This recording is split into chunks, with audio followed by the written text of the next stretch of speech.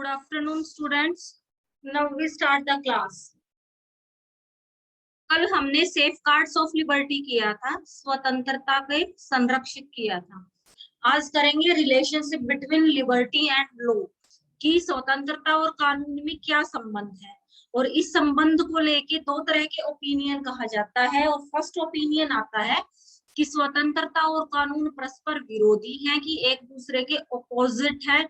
और second opinion आता है स्वतंत्रता और कानून एक दूसरे के से संबंधित है या सहायक है। मीन्स लिबर्टी और लॉ एक दूसरे से कोरिलेटेड है। तो फर्स्ट ऑफ ऑल करेंगे कि लिबर्टी और लॉ एक दूसरे से अपोज्ड कैसे हैं, एक दूसरे के विरोधी कैसे हैं। तो अपोज्ड को लेके जितने भी ओपिनियंस कहे गए हैं, उन ओपिनियंस के अकॉर्डिंग या उन थिंकर्स के अकॉर्डिंग लिबर्टी का मतलब नेगेटिव लिबर्टी से ज्यादा लिया गया है, कि जो नकारात्मक स्वतंत्रता थी, कि इन्होंने माना है कि स्वतंत्रता का मतलब है किसी भी प्रकार के प्रतिबंधों का अभाव, कि कोई भी पाबंदी नहीं होनी चाहिए व्यक्ति की स्वतंत्रता के ऊपर, अपनी मन मर्जी से वो सब कुछ कर सके। यही बात गॉडविन ने कहा है, कि गॉडविन के अनुसार जो कानून होते हैं, जो लॉज होते हैं, वो लिबर्टी के लिए बहुत ही हार्मफुल संस्थाएं होती हैं, हार्मफुल इंस्टीट्यूशंस होते हैं, कि क्योंकि कानून राष्ट्र के द्वारा बनाए जाते हैं और राष्ट्र के ये कानून स्वतंत्रता को सीमित करते हैं।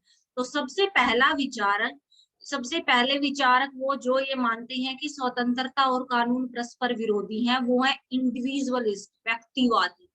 तो व्यक्तिवादी मैं पहले भी बता चुकी हूँ आपको, व्यक्तिवादी विचारक वे विचारक थे जो व्यक्तियों को ज्यादा से ज्यादा मनचाही स्वतंत्रता देने का समर्थन करते हैं। वो मानते हैं कि व्यक्ति के किसी भी प्रकार के काम में राज्य को किसी भी तरह से हस्तक्षेप नहीं करना चाहिए। राज्य या सरकार का शासन कम से कम अवधि का होना चाहिए। सरकार के पास कम से कम शक्तियां होनी चाहिए। व्यक्ति को पूर्ण रूप से स्वतंत्र छोड़ देना चाहिए। और ये मानते हैं कि व्यक्ति एक विवेकशील प्राणी होता है, वो अपने अधिकारों की या फिर स्वतंत्रता की या फिर अपने विकास के लिए स्वयं सारी कोशिशें या सारे काम कर सकता है। तो व्यक्तिवादी विचारक है मिल ग्रीन। नेक्स्ट आता है अराजकतावादी। अराजकतावादी विचारक है, अराजकतावादी विचारक सबसे पहले प्रूधो थे, जिसको प्रोंधा लिखा हुआ है ना, प्रूधो विचारक थे। फर्स्ट अराजकतावादी होने का श्रेय प्राप्त है इन्हें। तो ये क्या कहते थे, मनुष्य पर मनुष्य का किसी भी रूप में शासन अत्याचार है। मनुष्य पर मनुष्य का से क्या मतलब है, कि जो सरकार जो शासन करती है वो भी मनुष्यों से मिलकर ही बनती है, कि हम अपने प्रतिनिधि जो चुनते हैं वो प्रतिनिधि मनुष्य ही है, वो बाकी दूसरे मनुष्यों के ऊपर शासन करते हैं। तो ये अत्याचार है एक तरह से। और इसीलिए जितने भी अराजकतावादी हुए हैं, प्रूधो, बोंदा, यहाँ तक महात्मा गांधी को भी दार्शनिक अराजकतावादी माना जाता है, सबने राज्य रूपी संस्था का ही पूर्ण रूपेण विरोध किया है। कि अराजकतावादियों ने माना है कि जो स्टेट होती है, स्टेट को ही खत्म कर देना चाहिए, राज्य विहीन समाज होना चाहिए। कि हाँ, समाज के संगठन को तो मान्यता दी है इन्होंने, कि व्यक्ति अकेला नहीं रह सकता, उसे एक समुदाय की जरूरत होती है, उस समुदाय को समाज का नाम दिया है। लेकिन समाज कभी राज्य का निर्माण नहीं करेगा, सरकार का चुनाव नहीं करेगा। नेक्स्ट आते हैं सिंडिकलिस्ट ओपिनियन, कि व्यूज ऑफ सिंडिकलिस्ट। कि सिंडिकलिस्ट थिंकर्स क्या थे। सिंडिकलिस्ट सिंडिकेट वर्ड से बना है, और सिंडिकेट का अर्थ होता है संघ चालक। संघ चालक का क्या मतलब होता है, जब कुछ लोग मिलकर एक संघ बना लेते हैं, मीन्स समुदाय का ही दूसरा नाम है संघ, और उस संघ को चलाने के लिए जब सब आपसी सहमति से काम करते हैं, उन्हें सिंडिकलिस्ट कहा गया था। और ये सिंडिकलिस्ट विचारधारा इंग्लैंड से आई थी, और जॉर्ज सोरेन इस विचारधारा के सबसे पहले विचारक थे। तो सिंडिकलिस्ट भी अनार्किस्ट की तरह, अराजकतावादियों की तरह क्या मांगते हैं, कि राज्य को पूर्ण रूप से खत्म कर देना चाहिए। राज्य खत्म हो जाएगा तो ना कोई कानून बनाएगा, और कानून ही नहीं होंगे तो स्वतंत्रता को कोई सीमित भी नहीं कर सकता। और सिंडिकेलिस्ट दूसरा ओपिनियन था, ये पूंजीपतियों के समर्थक थे। पूंजीपतियों के समर्थक का मतलब है जिसमें जितना सामर्थ्य है वो अपना उतना विकास कर सकता है, कि श्रमिक पूंजीपति बन सकता है, पूंजीपति अगर प्रयासरत नहीं है तो श्रमिक बन सकता है। किसी की स्वतंत्रता पर किसी प्रकार का कोई पाबंदी नहीं है। और ये जो संघ बने थे सबसे पहले, ये जो सिंडिकलिस्ट बने थे, इन सिंडिकलिस्टों ने अपनी स्वतंत्रता को खुद सुरक्षित रखने की जिम्मेदारी ली थी। नेक्स्ट आता है बहुतत्ववादी, प्लूरलिस्ट। प्लूरलिस्ट क्या होते हैं कि अलग अलग, जब डाइवर्सिटी बहुत होती है समुदायों में, जैसे कोई भाषा के आधार पर समुदाय बन गया, कोई समुदाय स्त्रियों के अधिकारों को लेकर बन गया, कोई बच्चों के अधिकारों को लेकर, कोई श्रमिक संघ का बन गया, कोई पूंजीपतियों का समुदाय बन गया, तो समाज में बहुत ज्यादा जब डाइवर्सिटी, और उन डाइवर्सिटी के बेसिस पर, विभिन्नता के आधार पर समुदाय बन जाते हैं, उन समुदायों को लेकर बहुतत्ववादियों ने कहा है कि बहुतत्ववादी विचारक हुए हैं जैसे रॉबर्ट डहेल, ट्रूमैन, लिप्सेट। और ये सारे विचारक क्या कहते हैं कि समाज में सभी समुदायों को समान रूप से महत्व देने की आवश्यकता है, कि राज्य की जो ये शासन करने की सत्ता होती है, इस सत्ता को सभी समुदायों में बांट देना चाहिए। ना तो कोई भी समुदाय तुच्छ है और ना कोई समुदाय श्रेष्ठ है। सभी समुदायों, इन सभी संस्थाओं के पास अपने स्वतंत्रता से संबंधित शक्ति निहित होना बहुत जरूरी है। तो यही है बहुतत्ववादी। बहुतत्ववादी मीन्स सब समुदायों या सभी संस्थाएं जो है सबको समान रूप से ट्रीट किया गया है। ये नहीं है कि जैसे सिंडिकलिस्ट श्रमिक संघ थे, उन्होंने पूंजीपतियों का समर्थन किया, अराजकतावादी श्रमिकों के ही संघ थे, इन्होंने पूंजीपतियों का विरोध किया था। व्यक्तिवादी वो संघ संस्थाएं थी जो व्यक्ति की स्वतंत्रता की बात करती थी। लेकिन बहुतत्ववादी कहते थे कि समाज में डाइवर्सिटी बहुत ज्यादा है, विभिन्नता बहुत ज्यादा है, विभिन्नता के आधार पर ही अपनी स्वतंत्रता से संबंधित प्रत्येक समुदाय अपनी स्वतंत्रता का खुद ही संरक्षक होता है, उन्हें किसी कानून की आवश्यकता नहीं होती। नेक्स्ट आता है कि स्वतंत्रता और कानून एक दूसरे के विरोधी नहीं है, कि लिबर्टी और लॉ एक दूसरे को अपोज नहीं करते बल्कि एक दूसरे को फेवर करते हैं, कि जब तक हम स्वतंत्रता तभी तक सुरक्षित रह सकती है जब तक उस पर सीमित पाबंदियां लगाई जाए या सीमित सरकार या राष्ट्र के द्वारा कानूनों का निर्माण किया जाए। तो इस ओपिनियन में लाई करती है पॉजिटिव लिबर्टी, सकारात्मक स्वतंत्रता की बात आती है यहाँ, क्योंकि सकारात्मक स्वतंत्रता ही इस चीज को कहती है कि स्वतंत्रता पर सीमित प्रतिबंध राष्ट्र के द्वारा लगाना स्वतंत्रता को सुरक्षित करना होता है। और इसीलिए कहा गया है कि जहां कानून नहीं वहां स्वतंत्रता भी सुरक्षित नहीं रह सकती है, कि व्यक्ति चाहे कितनी ही स्वतंत्रता चाहता हो लेकिन उसे किसी सरकार या किसी संस्था के आगे झुकना जरूरी है, अन्यथा नकारात्मक स्वतंत्रता का पहलू ज्यादा हो जाएगा और एक दूसरे के अधिकारों का हनन होना शुरू हो जाएगा। और जब हनन होता है तो किसी की स्वतंत्रता भी सुरक्षित नहीं रह पाती है। तो फर्स्ट पॉइंट इसमें क्या आता है, कानून स्वतंत्रता का संरक्षक है। कि अराजकतावादियों ने, सिंडिकलिस्ट ने जो कहा था कि कानून स्वतंत्रता का संरक्षक नहीं है, राज्य को ही समाप्त कर देना चाहिए क्योंकि राज्य कानूनों का निर्माण करता है, तो ऐसा नहीं है। कानून स्वतंत्रता को संरक्षित करते हैं और वो संरक्षित करने के लिए, जैसे व्यक्ति को कमाने का अधिकार है, काम करने का, अपने योग्यता के अनुसार वो आमदनी कर सकता है, पैसा कमा सकता है, अपनी अर्थव्यवस्था सुधार सकता है। अब उसके पास ये स्वतंत्रता है, लेकिन स्वतंत्रता मन मर्जी की दे दी जाए तो उसने अपनी योग्यता से वो सब कुछ हासिल किया और दूसरा व्यक्ति उसकी चोरी कर ले, तो चोरी करने को बुरा नहीं माना जाएगा क्योंकि उसको भी स्वतंत्रता है, उसका मन किया चोरी करने का, तो ये स्वतंत्रता ठीक नहीं है। इसीलिए कानूनों का निर्माण किया गया है, जिससे कि अगर कोई व्यक्ति अपनी उस नकारात्मक स्वतंत्रता का प्रयोग करता है किसी दूसरे का हनन करने के लिए, तो उसे दंड दिया जा सके, जिससे कि जिसने मेहनत करके अपनी योग्यता से जो अर्जित किया है उसको वो ना खो सके, उस स्वतंत्रता का वो उपभोग कर सके। और इन्होंने लोक की यह अवधारणा कि जहां कानून नहीं होते वहां स्वतंत्रता नहीं होती को बिल्कुल सही साबित किया। नेक्स्ट है कानून स्वतंत्रता की पहली शर्त है, कि पहली शर्त कैसे है, जैसे कि हमने सामाजिक समझौता पढ़ा था ना, हॉब्स लॉ रूसो का।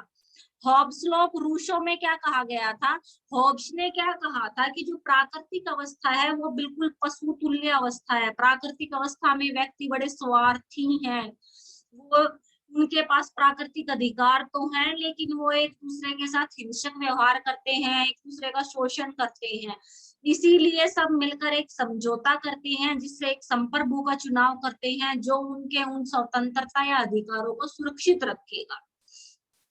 तो क्या आ गया इसमें कि सबसे पहले स्वतंत्रता को सुरक्षित रखने के लिए एक कानून, एक समझौता बनाया गया, जिससे कि सभी की स्वतंत्रता सुरक्षित रह सके।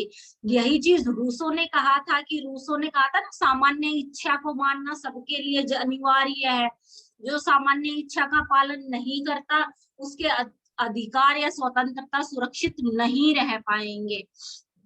इसलिए स्वतंत्रता तभी सुरक्षित रह पाती है जब हम किसी बंधन में बंधते हैं, कि जब हम किसी समझौते को स्वीकार करते हैं, किसी पाबंदियों में रहना मानते हैं, तो उस एक पाबंदी की वजह से हमारी बाकी की सारी स्वतंत्रताएं सुरक्षित रह पाती है। लेकिन अगर हम उस पाबंदी का मतलब है उस कानून का पालन नहीं करते हैं, तो सारी की सारी स्वतंत्रताओं को हम खो देते हैं। और यही बात मोंटेस्क्यू ने कही है कि स्वतंत्रता वे सभी कार्य करने का अधिकार है जिसको करने की अनुमति कानून देता है। इसका मतलब है सकारात्मक स्वतंत्रता जो हमें एक राष्ट्र का नागरिक होने के नाते प्रदान की जाती है, और उस सकारात्मक स्वतंत्रता की रक्षा के लिए राज्य द्वारा कानूनों का निर्माण किया जाता है। नेक्स्ट आता है आदर्शवादियों के विचार, कि आदर्शवादी विचारक थे अरस्तु, प्लेटो, हीगल। ये विचारक क्या मानते थे कि राज्य में रहते हुए कानूनों का पालन करना ही स्वतंत्रता होती है, क्योंकि आदर्शवादियों के अनुसार राजतांत्रिक शासन प्रणाली सबसे आदर्श शासन प्रणाली थी, और उस राजतांत्रिक शासन प्रणाली में जो कानून बनाए जाते थे वो आदर्श कानून होते थे, नैतिकता पर आधारित कानून होते थे, वो सामाजिक दृष्टिकोण को देखकर कानून बनाए जाते थे, व्यक्ति की स्वतंत्रताओं का समर्थन किया जाता था उन कानूनों में। और यही बात रूसो ने कही है कि ऐसे कानूनों का पालन जो हम स्वयं अपने लिए निश्चित करते हैं वही स्वतंत्रता है। और इसमें रूसो ने प्रत्यक्ष प्रजातंत्र की अवधारणा दी थी, कि रूसो को प्रत्यक्ष प्रजातंत्र का फर्स्ट समर्थक माना जाता था। नेक्स्ट आता है क्या प्रत्येक कानून स्वतंत्रता का रक्षक है, कि इसमें एक क्वेश्चन राइज किया गया है कि अब तक हमने पढ़ा कि हाँ कानून स्वतंत्रता का संरक्षक है, पहली शर्त है, तो क्या सारे के सारे कानून स्वतंत्रता के संरक्षक है? क्योंकि कुछ कानून तो शासकों के हित के लिए भी होते हैं, जो पूरी जो नागरिक है या फिर जनता जो है उनका हित उसमें नहीं दिखाई देता। जैसे कि राजतांत्रिक शासन प्रणाली का आदर्शवादियों ने समर्थन किया, तो राजतंत्र के अंतर्गत तो ऐसे कानूनों का निर्माण बहुत ज्यादा होता था, जबकि प्रजातंत्र में और तानाशाही या साम्यवादी शासन जहां देखने को मिलता है वहां भी कुछ ऐसे कानूनों का निर्माण होता है जो जनता की स्वतंत्रता को बिल्कुल सीमित या प्रतिबंध करके रखता है। तो क्या सारे के सारे कानून स्वतंत्रता के संरक्षक होते हैं? तो इस अवधारणा का विचार है कि नागरिकों को जो नैतिकता पर आधारित या समाज हित के लिए जो कानूनों का निर्माण किया जाता है वही कानून नागरिकों की स्वतंत्रता को सुरक्षित रखते हैं, जबकि वो कानून जो तानाशाही सरकार या किसी भी तरह की शासन प्रणाली अपने निजी हितों की साधना के लिए नागरिक होती है, वो नागरिकों की स्वतंत्रता को समाप्त करने का प्रयास होता है, वहां स्वतंत्रता सुरक्षित नहीं होती है। और फिर आते हैं स्वतंत्रता के सिद्धांत। यहाँ समझ आ गया ना सबको यहाँ तक कि स्वतंत्रता और कानून में क्या रिलेशनशिप था। उसके बाद आते हैं लिबर्टी की थ्योरी। हाँ बेटा बोलना है किसी को? तो स्वतंत्रता किससे संबंधित सिद्धांत की लिबर्टी की थ्योरीज। तो दो सिद्धांत दिए गए हैं। पहला सिद्धांत है उदारवादी सिद्धांत और दूसरा सिद्धांत है मार्क्सवादी सिद्धांत। तो सबसे पहले हम करेंगे उदारवादी सिद्धांत की उदारवादी सिद्धांत क्या था। तो उदारवादी सिद्धांत से पहले उदारवाद क्या था। तो उदारवाद का विकास 17वीं शताब्दी में हुआ था और 17वीं शताब्दी में इंग्लैंड में एक गौरवपूर्ण क्रांति हुई थी। गौरवपूर्ण क्रांति क्या थी? जब इंग्लैंड में निरंकुश राजतंत्र से लोकतांत्रिक राजतंत्र की स्थापना हुई थी। और दूसरा एक 17वीं शताब्दी के लास्ट फेज में फ्रांस की क्रांति का उदाहरण लेते हैं, या 17वीं शताब्दी के बाद आती है वैसे ही। तो उदारवाद के भी इन्हीं पॉइंट ऑफ व्यू से इन दो क्रांतियों को अगर हम कंपेयर करें तो इंग्लैंड की क्रांति को गौरवपूर्ण क्यों कहा जाता है? क्योंकि रक्तहीन क्रांति थी यह, पूर्ण रूप से कोई हिंसक घटना नहीं हुई शासन व्यवस्था के परिवर्तन में, पूर्ण रूप से कोई एक व्यक्ति की भी डेथ नहीं हुई इस क्रांति में। जबकि फ्रांस की क्रांति भी उदारवाद की समर्थक क्रांति थी कि उन्होंने भी उदारवाद की मान्यताओं को विकसित करने के लिए क्रांति की थी, लेकिन इस क्रांति का स्वरूप हिंसक हो गया था, बहुत ज्यादा लोगों को जान माल का नुकसान हुआ था। तो इसीलिए उदारवाद की विचारधारा दो अवधारणाओं पर आधारित है। उदारवाद की नकारात्मक विचारधारा नेगेटिव कॉन्सेप्ट ऑफ लिबरलिज्म और positive concept of liberalism. Negative concept of liberalism क्या था? जो 17th और 18th सेंचुरी में आया था। इसके समर्थक थॉमस हॉब्स, ये नेम है ना थिंकर्स की, जरूर याद करना बेटा, लॉक, एडम स्मिथ, रिकॉर्डो, जे.एस. मिल, और ये सारे के सारे मोस्टली ब्रिटेन के थिंकर्स थे कि यूरोप में जो उस टाइम पे जो एक पॉलिसी थी कि रिलीजन के बेसिस पे शासक होते थे, कि चर्च का आधिपत्य होता था बहुत कुछ राजतांत्रिक शासन प्रणाली पे, और दूसरा वहां जो राजनेता होते थे या जो शासक होता था वो एक तरह से निरंकुश ही होता था, उसका विरोध नहीं किया जा सकता था, और ऐसे माहौल में व्यक्ति की स्वतंत्रता को कोई महत्व नहीं दिया जाता था। कि जो चर्च के बिशप पोप के निर्देश में निरंकुश शासक जो निर्णय करेगा वही निर्णय सब पर लागू किया जाएगा, वो निर्णय जनता के लिए हितकारी है या नहीं है इस चीज का कोई विश्लेषण नहीं होता था। और इसी वजह से इस नकारात्मक स्वतंत्रता का जन्म हुआ था कि नकारात्मक मीन्स व्यक्ति की स्वतंत्रताओं पर बहुत ज्यादा हस्तक्षेप था शासकों का, और यह व्यवस्था पूंजीवादी समर्थक थी, मजदूरों का बहुत शोषण होता था इस दौर में, और इसी के विरोध में इस नकारात्मक स्वतंत्रता नेगेटिव लिबरलिज्म के विरोध में ही पॉजिटिव लिबरलिज्म का जन्म हुआ था। और पॉजिटिव लिबरलिज्म क्या था? पॉजिटिव लिबरलिज्म की विचारधारा आगे दी हुई है पूरे डिस्क। पॉजिटिव लिबरलिज्म क्या करता था? पॉजिटिव लिबरलिज्म के अकॉर्डिंग अगर राजतांत्रिक शासन प्रणाली है, अगर मोनार्की रूल है, तब भी उसमें डेमोक्रेटिक मोनार्की होनी जरूरी है, कि लोकतांत्रिक राजतंत्र होना बहुत जरूरी है।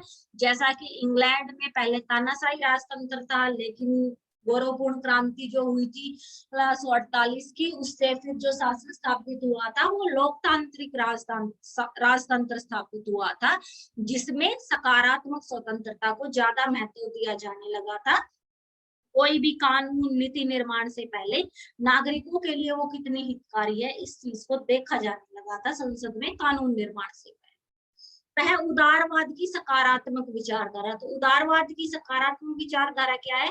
स्वतंत्रता प्रतिबंधों का अभाव नहीं है, कि हम ये नहीं कहते कि स्वतंत्रता का मतलब है कोई प्रतिबंध ही नहीं होना चाहिए, नहीं, स्वतंत्रता का मतलब है उचित और सीमित प्रतिबंध, कि प्रत्येक व्यक्ति, क्योंकि वो उचित और सीमित प्रतिबंध किस लिए अनिवार्य है? उस स्वतंत्रता को सुरक्षित रखने के लिए ही अनिवार्य है। और दूसरी चीज इन्होंने कहा है सकारात्मक स्वतंत्रता वास्तविक स्वतंत्रता है, क्योंकि सकारात्मक स्वतंत्रता के अंतर्गत सभी व्यक्तियों के कि सार्वभौमिक सामाजिक, राजनीतिक, आर्थिक, धार्मिक, सांस्कृतिक विकास को महत्व दिया जाता है। सार्वभौमिक में क्या आता है, ये नहीं है कि एक व्यक्ति जो ताकतवर है या शक्तिशाली है वो अपनी स्वतंत्रता से दूसरों का दमन कर रहा है, नहीं, सार्वभौमिक ऐसे कानूनों का निर्माण कि सबको समान रूप से ये सारी स्वतंत्रताएं दी जाए और विकास के अवसर प्रदान किए जाए। नेक्स्ट आता है सकारात्मक स्वतंत्रता का अर्थ विशेषाधिकारों का अभाव है। विशेषाधिकारों का मतलब है कुछ श्रेष्ठ या विशेष लोगों को कुछ जो अधिकार प्रदान किए जाते हैं जिससे कि वो आम लोग या दूसरे लोगों से, जो कानून के शासन की अवधारणा होती है ना, कानून के शासन की अवधारणा कहती है सब समान है, चाहे वो शासक है, चाहे नागरिक है, चाहे अमीर है, गरीब है, लेकिन विशेष अधिकार जब दे दिए जाते हैं तो वो कानून की शासन की अवधारणा को नकारते हैं। इसका मतलब है स्वतंत्रता से संबंधित भी भेदभाव उत्पन्न हो गया है। नेक्स्ट आता है व्यक्ति और समाज के हित समान होते हैं, कि व्यक्तियों से मिलकर ही समाज का निर्माण होता है, इसलिए समाज का कोई अलग ओपिनियन और व्यक्ति का कोई अलग ओपिनियन कभी नहीं हो सकता। अगर हम व्यक्तियों का हित चाहते हैं तो वो समाज का भी हित हो रहा है, समाज का हित कर रहे हैं तो व्यक्तियों का भी इनडायरेक्टली हित अपने आप हो रहा है। नेक्स्ट है राज्य स्वतंत्रताओं का रक्षक है, कि सकारात्मक स्वतंत्रताओं के अनुसार राज्य स्वतंत्रताओं को संरक्षण प्रदान करता है, ना कि उस पर प्रतिबंध लगाता है, क्योंकि अगर राज्य संरक्षण प्रदान नहीं करेगा, सब नागरिक अपनी मनमर्जी से अपनी स्वतंत्रता का उपभोग करेंगे तो एक दूसरे की स्वतंत्रता का वो हनन करेंगे, स्वतंत्रता नकारात्मक स्वतंत्रता बन जाएगी और वो किसी के भी विकास में सहायक नहीं होती है। इसीलिए आज के डेमोक्रेटिक माहौल में वेलफेयर स्टेट का कॉन्सेप्ट अडॉप्ट किया जाता है, कल्याणकारी राज्य की अवधारणा लागू की जाती है और कल्याणकारी राज्य की अवधारणा आधारित होती है सकारात्मक स्वतंत्रता पर आधारित होती है कल्याणकारी राज्य की अवधारणा, क्योंकि कल्याणकारी राज्य की अवधारणा नागरिकों के सर्वांगीण विकास पर बल देती है। सर्वांगीण विकास का मतलब है उसके सामाजिक विकास पर भी, राजनीतिक, आर्थिक, धार्मिक, सांस्कृतिक सभी हितों और सभी पहलुओं को साथ लेकर चलने की बात की जाती है। आज हम बेटा सिर्फ यहीं तक करेंगे, यहाँ तक अगर किसी बच्चे को कोई डाउट है तो पूछो।